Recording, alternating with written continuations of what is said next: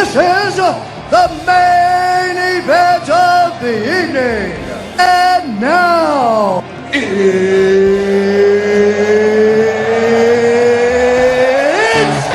time! About our secession. This country was established with Enlightenment beliefs. One of these beliefs being the social contract. Under this contract, the people have the right to go against the government if they deem it corrupt. The government of this country has strayed away from their original purpose of its creation. It no longer promotes the welfare and tranquility of every state in the Union. It's only right for us to abolish it, create our own. You can agree with me that our founding documents are based on Enlightenment thought, correct? Yes. So, explain to me why in the Constitution it implies that the Union is perpetual, correct? Since the Articles of Confederation stated that the Union shall be perpetual, and the Constitution was in place to perfect and create a more perfect Union, based off the Articles, that means that the Constitution also says you have no right to secede. Secession is impossible. You have not seceded, therefore you are not a nation in itself, and therefore this war is not even a war, it's just an insurrection. You guys had zero right to leave this nation, and my goal as President Lincoln is to completely stop this insurrection that you call a secession. You are not an individual nation. You will never be an individual nation. You're right. It's not a secession. Because it's us fighting back. We're abolishing this corrupt government. That's our right as the people of the United States. We're abolishing it. We're not just splitting away. We have no connection to you at all. But there's no means of aggression in this secession. We only wish to keep living our society on our own terms, on our agricultural-based society. You guys will fail. And it has been said, it was an early worry of the Founding Fathers that if a nation secedes, they'll be easily influenced by other European powers. Because you guys, agriculturally, you may think you will be fine. But the only reason you guys are agriculturally good is because you sold all of your crops to the British. The British knew a war was going to come, and that's why they bought up all your crops. You will not be able to sustain yourself without our basis. Our basis of American industry is what drives the nation, commerce, economics. Without the North, you guys are nothing. You are going to fail. The Founding Fathers intended one nation that works together with its diverse economy to be effective, to be powerful. With you guys seceding, you are doomed to fail and fall under European influence once again. You know what the forefathers also said? They said they do not wish for sectional conflicts to occur. The only way to stop that is for us to be two separate nations working on their own terms. We want no rivalry. We only want peace. However, we have no desire to reunite with you guys, and we're prepared to meet you in battle if necessary. As president, I vowed to conserve and protect this union. And if that means war, then it is war. I'll meet you on the battlefield then. Although you never mentioned it a single time in your campaign, it's clear to every single one of us here that the abolishing of slavery is on the horizon. Most of the people in your party were strong and outward abolitionists, which is one of the reasons we voted against you guys. And you were able to be elected without a single vote from our states. We have lost significant power in this country. If we can't even affect the presidency, we're never able to vote on anything again. Doesn't matter if your goal is not emancipation of slaves. Your party has the power to do basically whatever they want. It's only a matter of time before they vote against us. They already did vote against you, and they voted me in. And like you said, I never said I was going to abolish slavery. I always rejected it morally. I don't think it's right. But through my campaign, I never said I'm eradicating slavery. You guys are basing it off assumption. My goal as president was not to emancipate, but rather to preserve the Union. I was even willing to make political compromises about slavery. I never once stated abolishing slavery as my objective. Rather, my only goal is to stop it from expanding into new territories.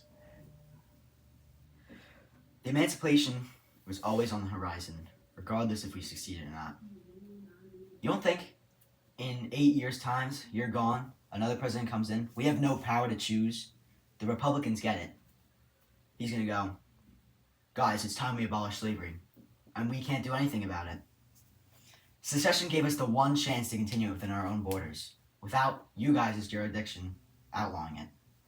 Slavery is an evil institution, and it should have been abolished. Our founding fathers thought it should have been abolished. They were all, pretty much most of them were in agreement that we should slowly veer away from slavery. And I feel like that's the best way. And now that you're outwardly in war with me, I will abolish slavery in your nation. I will put in place the Emancipation Proclamation that states that slavery cannot exist in your borders. And then once I do that, you will lose support from every other European power, because that just highlights that this war is over slavery. And once I highlight this war is over slavery, you're doomed. European free nation. No European nation is going to back you. You are doomed to fail. You are better off rejoining the Union, stopping your suffering, and abolishing slavery. You have no power here in these states. Our country is going to grow without you, without abolishing slavery. We live like this for years. We'll live like this for more. You say Britain will like us, but our cotton production is sought after by a lot of people, specifically Britain. They will buy our cotton, our economy will start up, and you'll never be able to bring us back. You know. Because we're our own independent nation now. Slavery is still allowed, and you can't do anything to stop us. You know, deep in your heart, you will lose this war. And your only hope of hanging out to this war was if you got support from British outwardly. You will not get outward support. You are doomed to fail in this war. And when you do, I'll invite you back with open hands. But you just have to pass a few laws, 13th, 14th, and 15th. You have to agree that slavery is banished.